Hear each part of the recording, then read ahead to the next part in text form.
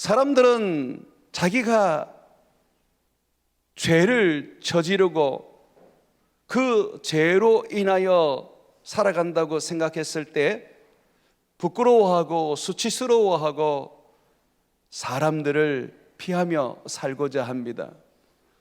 그러나 우리는 그렇게 하면 안 돼요. 죄를 깨닫고 죄에 대하여 알게 되었을 때 우리는 복 있는 자라고 성경의 가르침대로 믿어야 합니다.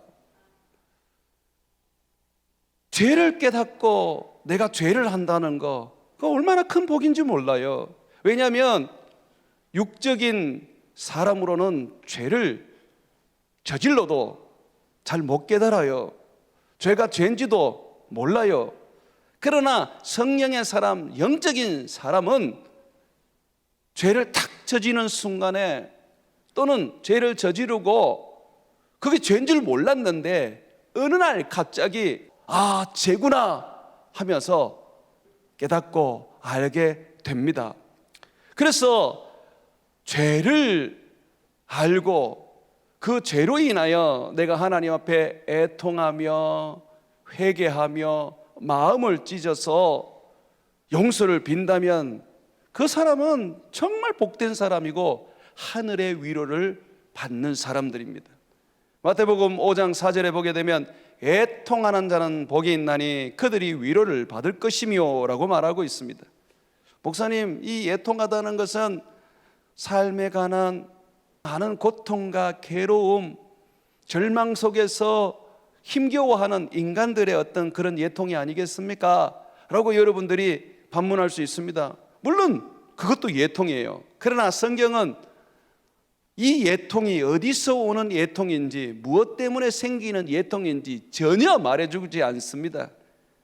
애통이라는 전체적인 하나의 카테고리를 만들어서 네가 죄 때문에 애통을 하든 또는 사람 때문에 괴로워서 애통을 하든 핍박과 환난 때문에 애통을 하든 병들어서 힘겨워서 애통을 하든 자식 때문에 그 자식이 너무 안타까워서 애통을 하든 간에 네가 아파하고 눈물을 흘리고 네 마음을 찢는다면 정말 복이 있다라고 말씀하시는 겁니다.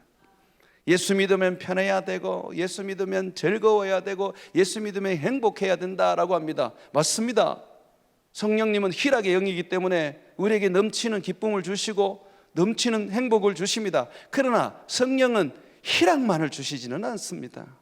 예통의 영이시기 때문에 우리 마음에 안타까운 마음, 아픈 마음, 괴로운 마음, 때로는 죄로 인하여 우는 마음을 불어주신다는 겁니다. 그래서 우리 마음에 어떤 이유든 간에 애통하는 마음을 가진다면 그건 복 있는 사람이라는 거예요. 특별히 죄로 인하여 내가 죄를 깨닫고 하나님 앞에 애통해하며 회개한다면 정말 그 사람은 복 있는 사람이고 하나님으로부터 위로를 받을 것입니다. 그러므로 세상 사람들처럼 죄를 짓고 그 죄가 드러났을 때에 부끄러워하고 때로는 숨어버리는 그런 모습에서 여러분들이 머물러 있어서는 안 됩니다. 저도 제 죄가 발견되고 보여지고 하나님에 의해서 드러났을 때 정말 부끄럽습니다. 쥐구멍이라도 들어가서 숨고 싶습니다. 그러나 주님은 우리에게 부끄러움을 주려고 죄를 깨닫게 하시고 그 죄에 대하여 말씀하시는 게 아닙니다. 우리 주님은 의인을 위하여 오셨습니까? 죄인을 위하여 오셨습니까? 죄인을 위하여 오셨습니다. 주님은 어떤 자들이 자기에게 나와야 한다고 말씀하셨습니까? 죄 있는 자들, 가난한 자들, 병든 자들, 세상에서 멸시받고 천대받는 자들, 그들이 다 예수님께로 와야 된다고 하셨습니다. 건강한 사람에게는 의사가 필요 없습니다. 병든 사람이어야 의사가 필요한 겁니다. 우리 예수님은 우리의 마음과 우리의 영혼과 우리의 육체까지 고쳐주는 하나님이 보내주신 의사인 줄 믿습니다. 그래서 우리는 죄를 지었을 때에 숨고 부끄러워하고 도망가기보다는 주님 앞에 나아가는 겁니다. 담대하게 주님 앞에 나가서, 주님, 내가 죄를 저질렀습니다. 내가 죄를 이제 깨닫고 알았습니다. 주의 보혈로 나를 씻어 주옵소서. 주께서 나를 새롭게 고쳐 주옵소서라고 기도해야 하는 것입니다. 주님이 우리를 모욕시켜서 머리부터 발끝까지 깨끗하게 씻겨주셨습니다. 그렇지만 주님은 베드로에게 말씀하셨습니다. 너희는 날마다 발을 씻어야 된다.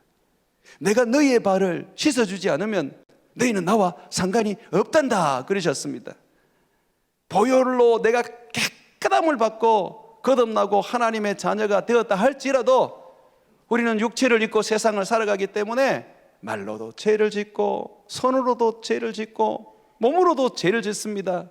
그런데 그때마다 예수 앞에 나와서 나의 죄를 자백하고 고백하고 회개하면서 내 발을 내밀면 주님은 나를 다시 씻어주셔서 정결케 하고 깨끗게 해 주시는 것입니다.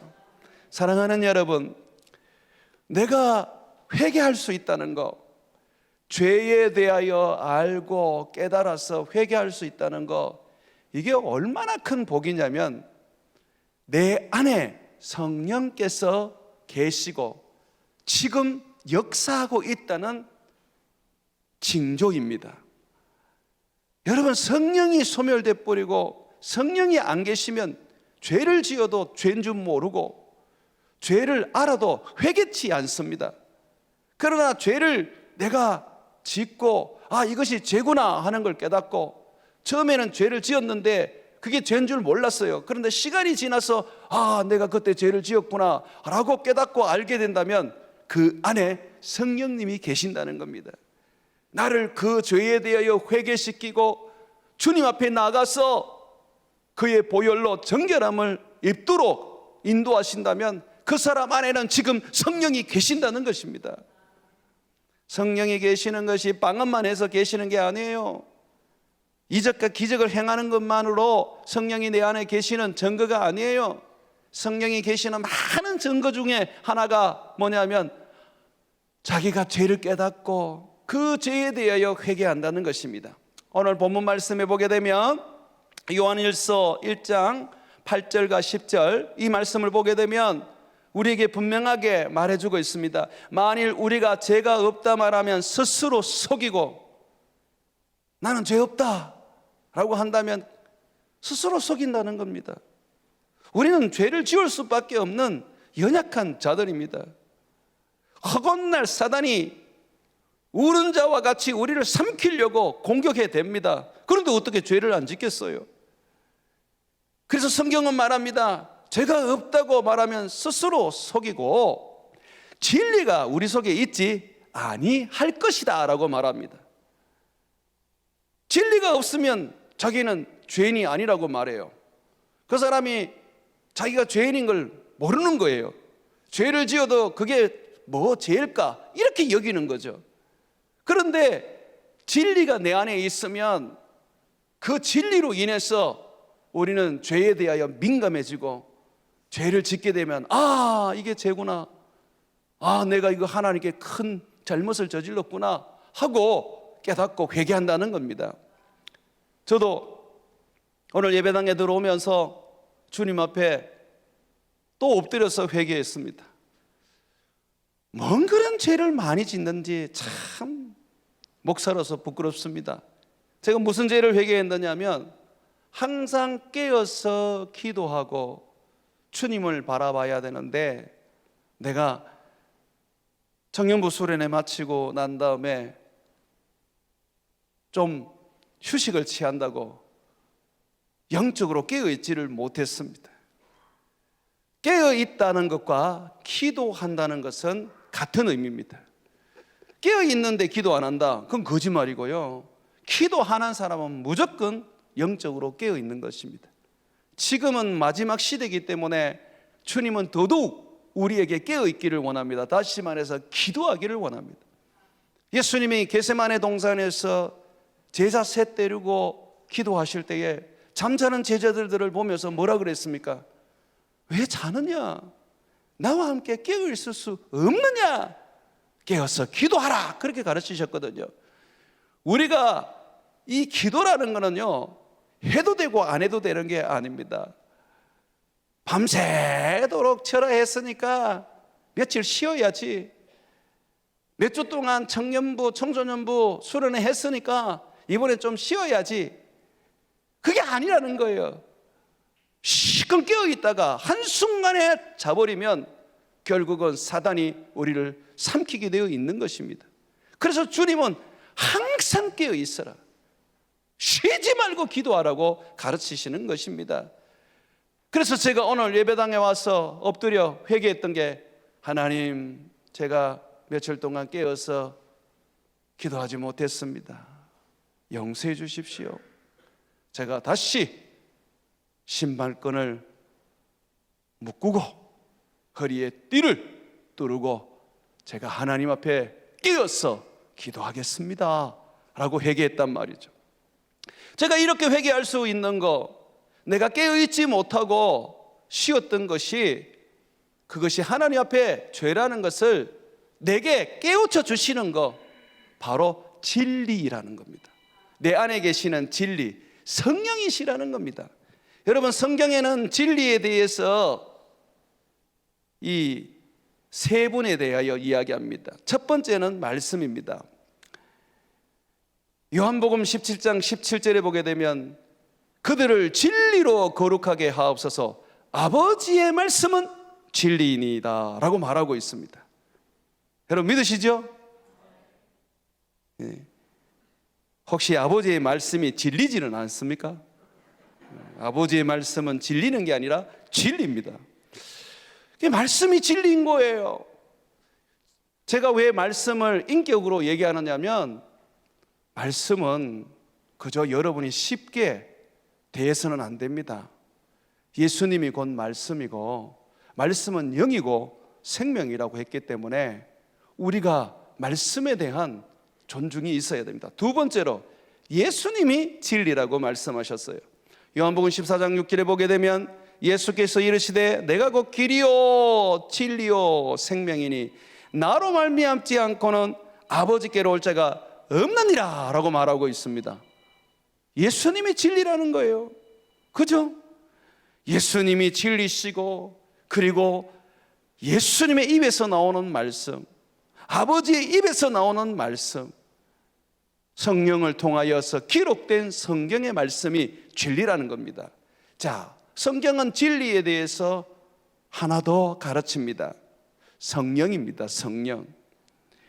요한복음 16장 12절과 14절에 보게 되면, 내가 아직도 너희에게 이를 것이 많으나 지금은 너희가 감당하지 못하리라. 그러나 진리의 성령이 오시면, 성령이 어떤 분이라고요? 진리라는 거예요. 진리.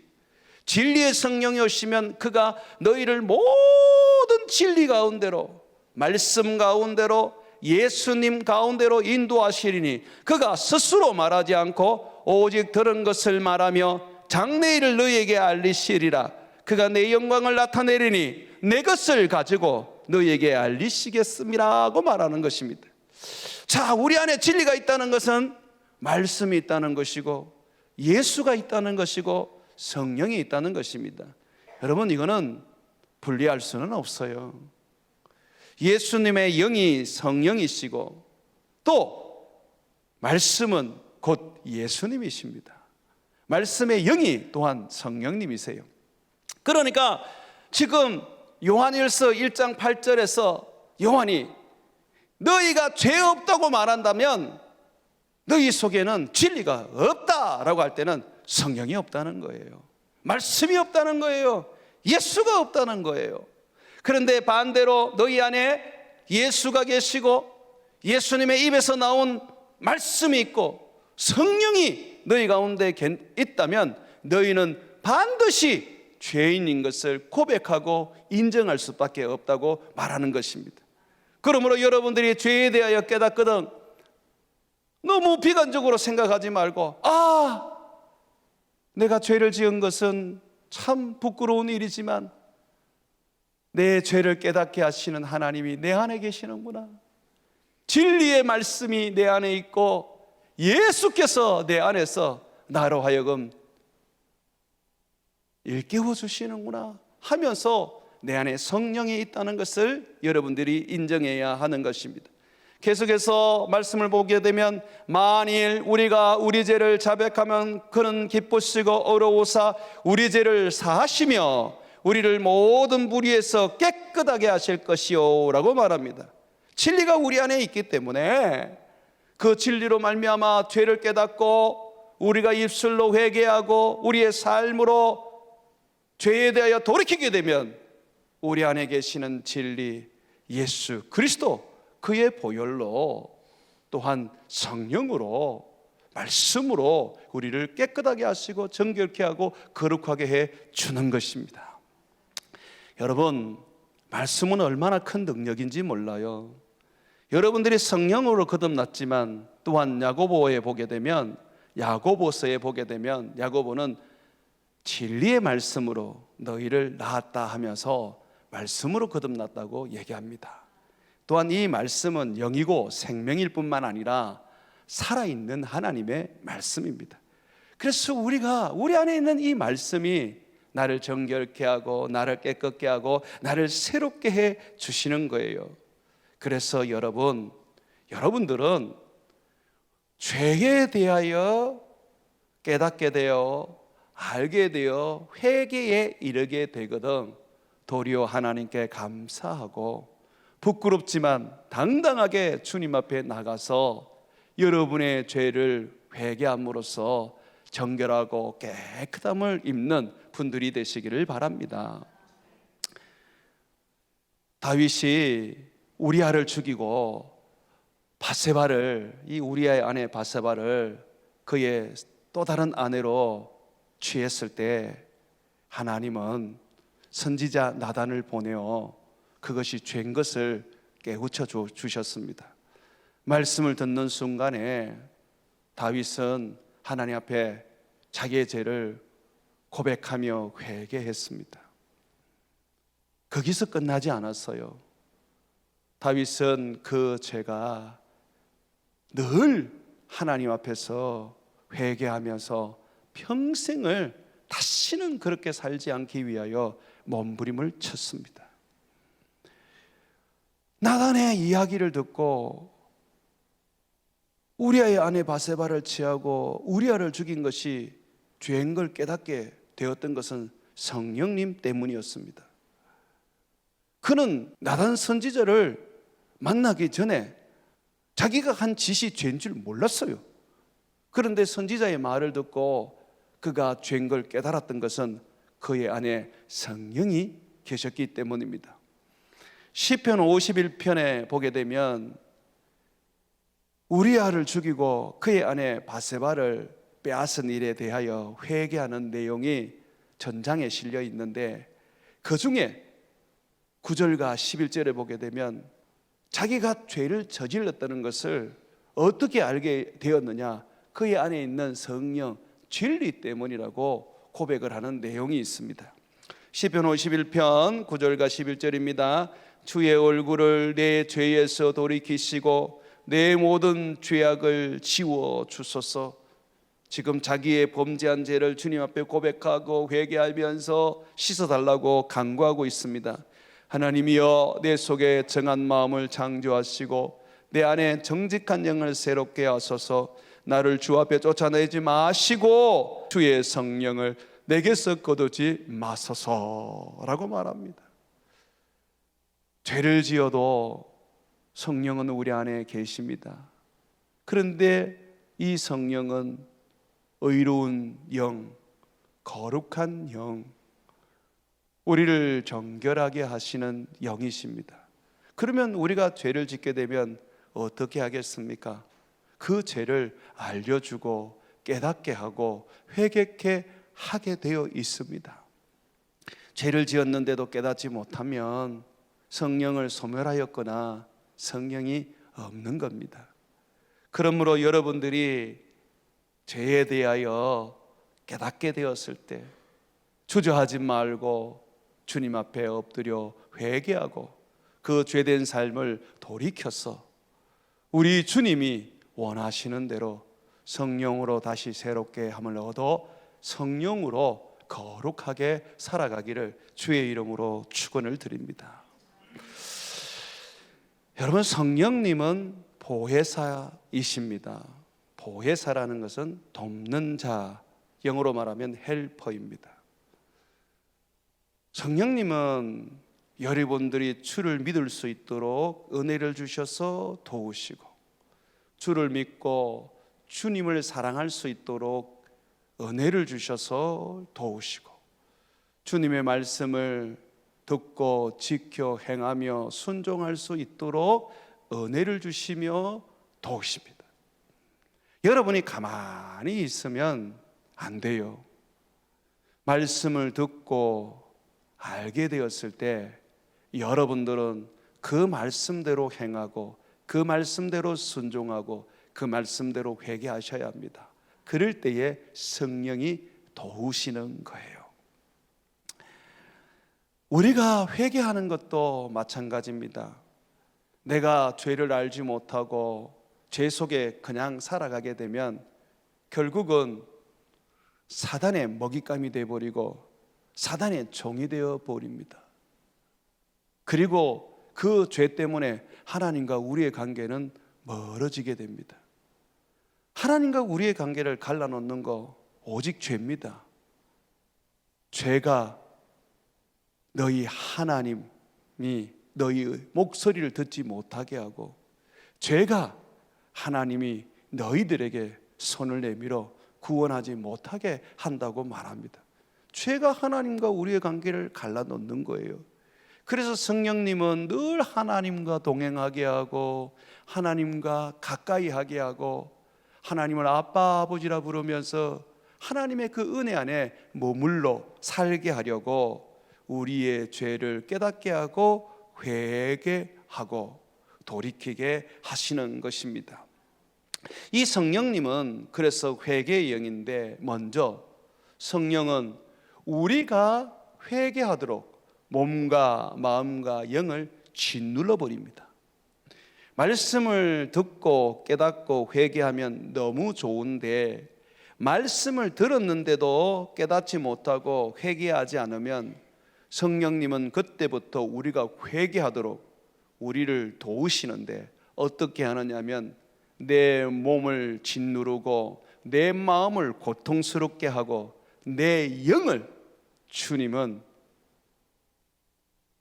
마치 기계에 들어가서 몸이 낑긴 것처럼 큰 고통을 받도록 만들어 버립니다. 성경은 그것을 하나님이 누르는 일이라고 말합니다. 시편 32편 3절과 5절 말씀입니다.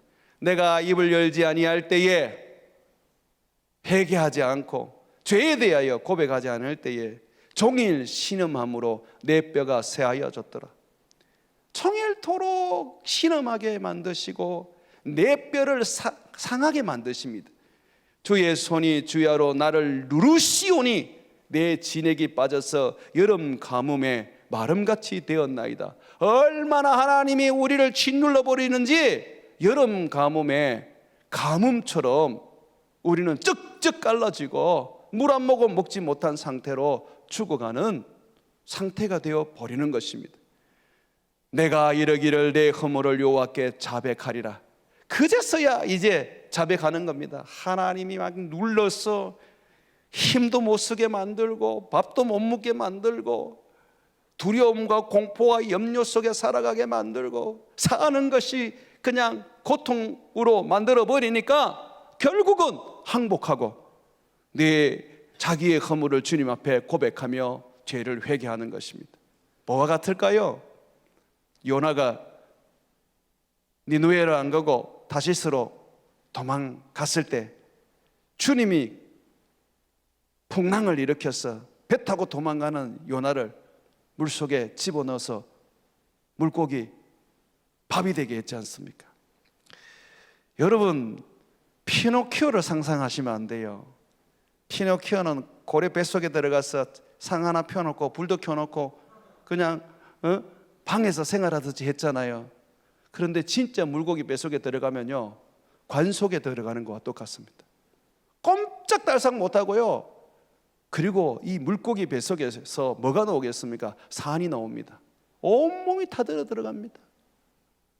실질적으로 물고기에게 잡아먹혀가지고 몸 그대로 뱃속에 있다가 나중에 그 물고기를 어부가 잡았는데 배를 타보니까 사람이 하나 죽어 나오는 것을 저는 사진으로 본 적이 있습니다. 사실 요나는요, 물고기 뱃속에 들어갔을 때 무덤에 들어간 거예요. 거의 송장이었습니다. 의식이 있는 송장이었습니다. 주님이 그렇게 회개하지 않으면 만들어 버리시는 거예요. 성령님이 그렇게 만들어 버린 거예요. 왜요? 성령님은 우리를 돕는 자이신데 반드시 회개하도록 주님이 짓눌러 버리시거든요. 그래서 이 시편 32편에 보게 되면 이 시편 저자는 처음에는 입을 열지 않고 자기 죄를 고백하지 않았을 때 하나님께서 막 뼈를 새하게 하시고 그 손으로 눌러버리시고 여름 가뭄에 가뭄처럼 메마르게 만들어 버리니까 그제서야 항복하고 주님 앞에 죄를 자백했던 것입니다. 내가 이르기를 내 허물을 여호와께 자백하리라 하고 주께 내 죄를 아뢰고 내 죄악을 숨기지 아니하였더니 곧 주께서 내 죄악을 사였나이다.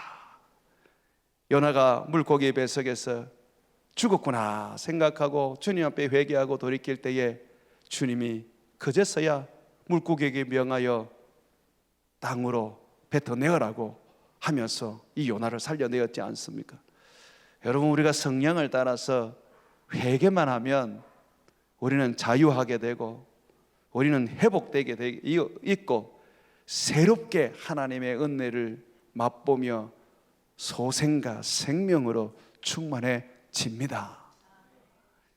그러므로 회개는 축복입니다.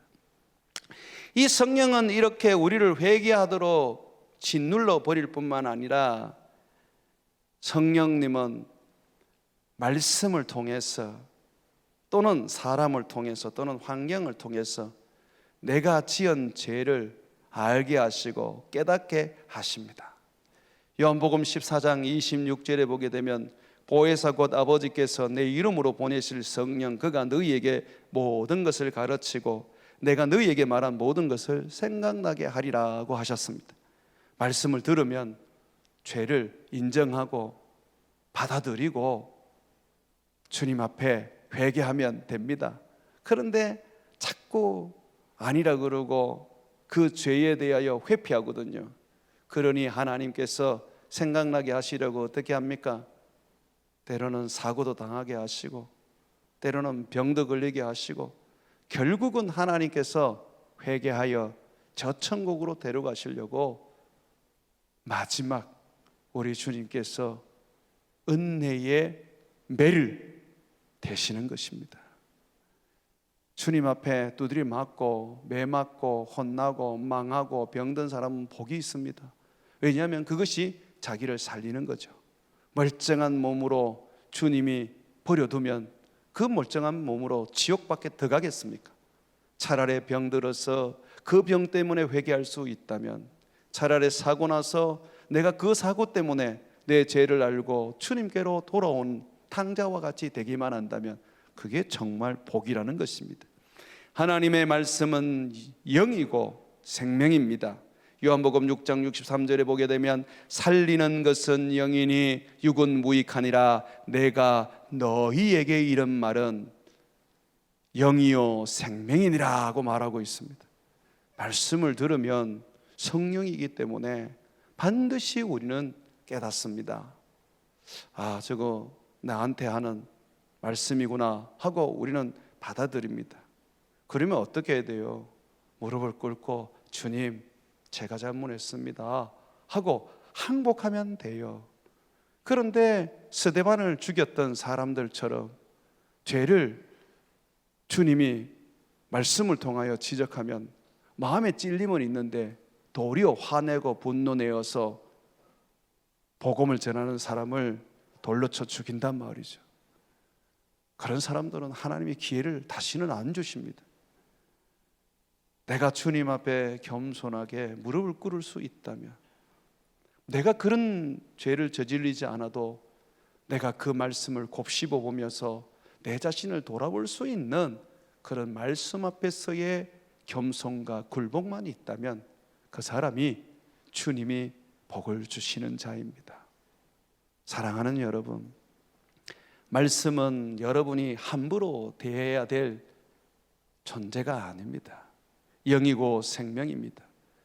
예수님의 입에서 나오고 아버지의 입에서 나오고 성령의 입에서 나오는 하나님의 권능입니다. 예수님은 말씀이 곧 나라고 가르쳐 주시기도 하셨습니다. 그러므로 여러분들이 말씀을 받을 때는 하나님의 입에서 나오는 하나님의 말씀인 줄 알고 두 손을 하나님 그 말씀 앞에 내밀어서 받아들여야 됩니다. 이 두 손은 믿음인 거예요. 믿음. 어떤 말씀이든 꿀꺽꿀꺽하고 받아 먹으면 그것이 여러분 안에서 생명이 되고 살이 되고 피가 되는 겁니다. 예수님의 살을 먹고 예수님의 피를 마신다는 게 말씀 안 먹고 가능하겠습니까? 어떤 말씀이든 걸레내지 말고 꿀꺽하고 먹고 여러분 속에 넣어두시면 그것이 다 여러분들에게는 주의 능력이 되는 것입니다. 또 이 성령님께서는 우리가 회개할 수 있도록 우리를 위하여 기도를 하십니다. 예수님께서 베드로가 3번이나 자기를 부인하고 저주까지 할 것을 아시고 그를 위하여 기도하셔서 나중에 예수님을 부인한 후에 돌아와서 예수님을 위하여 훌륭하게 살아갈 수 있도록 하신 것처럼 성령님도 우리가 회개하고 돌이켜서 회개에 합당한 삶을 살 수 있도록 기도하십니다.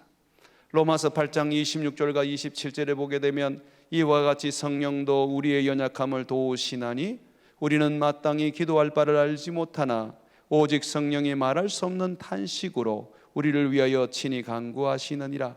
마음을 살피시는 이가 성령의 생각을 아시나니 이는 성령이 하나님의 뜻대로 성도를 위하여 간구하심이니라 하고 말하고 있습니다.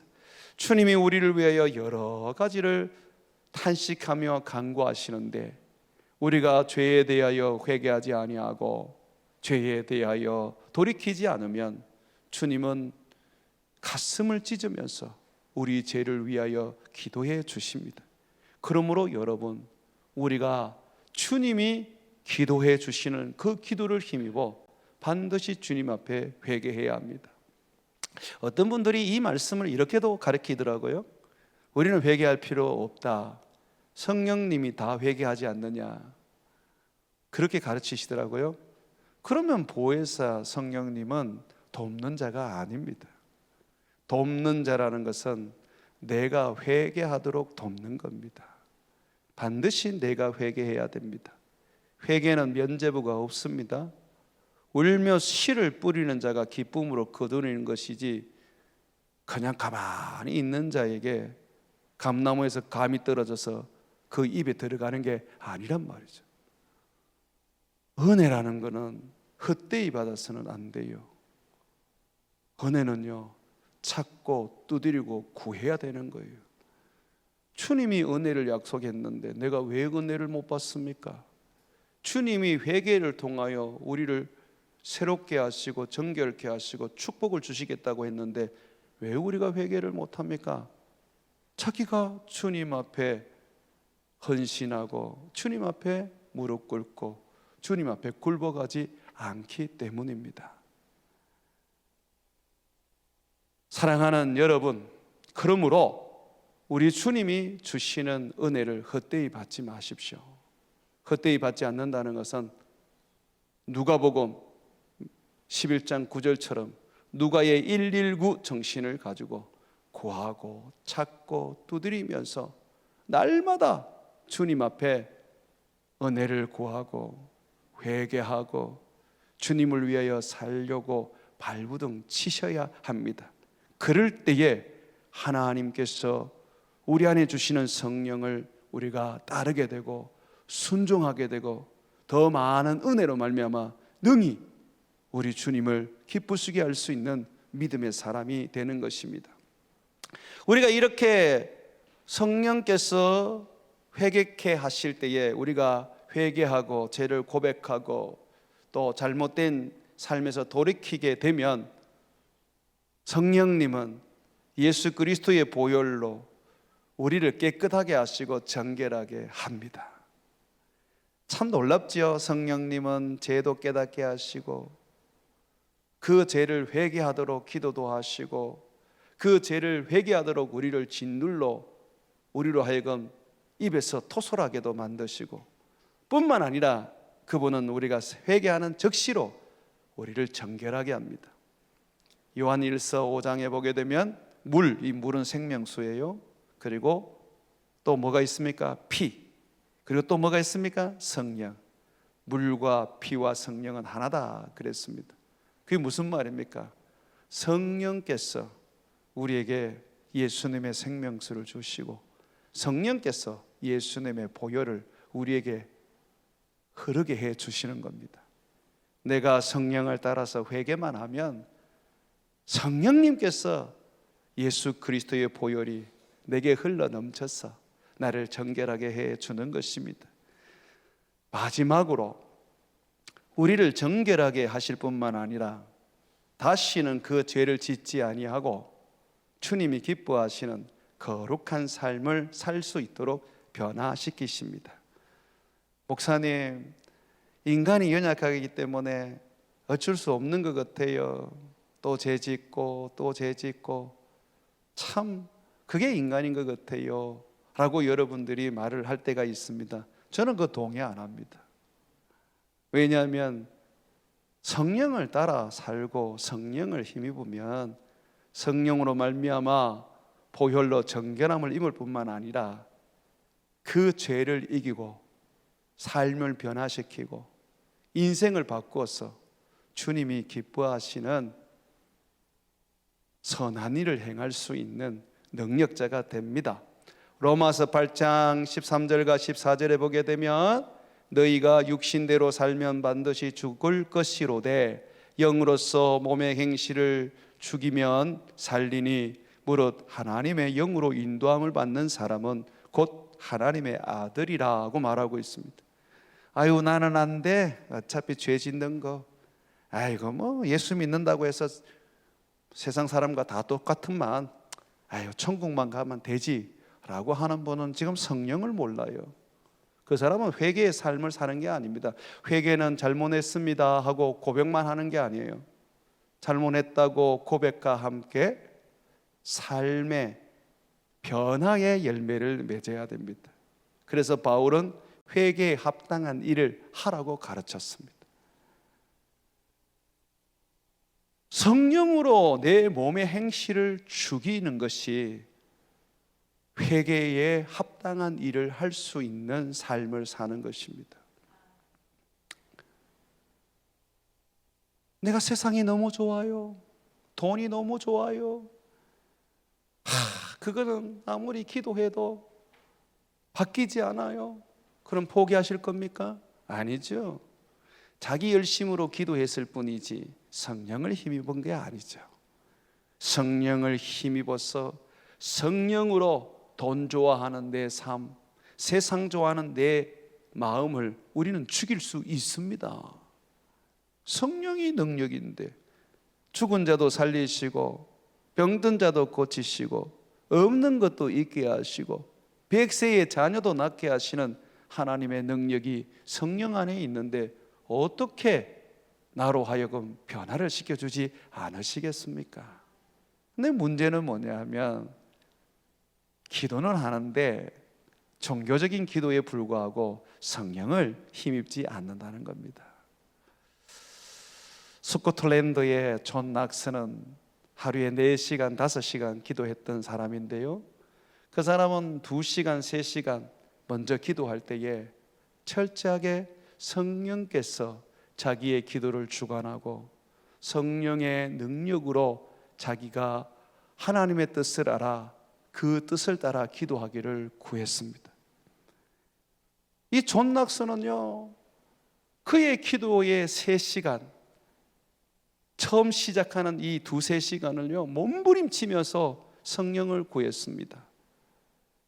그리고 그 성령께서 자기에게 임하면 그때부터 나머지 1-2시간을 성령을 따라 기도하는데, 그때의 그 기도의 능력과 감격과 행복은 이루 말할 수 없었다고 말합니다. 우리에게 성령을 주셨어요. 좀 안방 늙은이처럼 내 마음에 좀 처박아 놓고 다니지 마십시오. 성령님은 하나님이십니다. 바울은 뭐라 그럽니까? 성령으로 봉사하고 성령으로 기도하고 성령으로 모든 걸 다 하라 그러지 않습니까? 설교를 해도 성령으로 해야 되고, 그죠? 목회를 해도 성령으로 해야 되고, 뭘 하더라도 다 성령을 따라서 살아야죠. 세상에는 3부류의 사람이 있어요. 사단의 지배를 받고 사단이 끄는 대로 살아가는 사람. 2번째는 자기의 육의 욕망을 따라, 그 육의 욕심을 따라서 끌려다니는 육적인 사람. 3번째는 성령에 의하여 인도함을 받고 성령의 도우심으로 성령을 따라 쫓아다니는 성령의 사람이 있습니다. 여러분들이 이 성령의 사람이 되어야 해요. 성령을 힘입으면 말도 고치고, 성령을 힘입으면 다른 어떤 것보다 하나님을 더 사랑할 수 있고, 돈 좋아하는 마음이 이제는 돈이 가치 없게 느껴지고, 가난해도 감사하고 병들어도 행복하고 저 천국을 바라보며 주님과 동행할 수 있습니다. 사랑하는 여러분, 회개에 합당한 열매를 맺으십시오. 오직 성령으로 사셔야 합니다. 죄를 깨닫게 하시는 성령님은 회개의 영으로 우리로 하여금 능히 그 죄를 이기도록 능력과 힘을 주십니다. 그러므로 성령으로 말미암아 여러분들이 회개의 영으로 말미암아 우리 주님이 기뻐하시는 거룩한 삶을 사시기를 주의 이름으로 축원을 드립니다.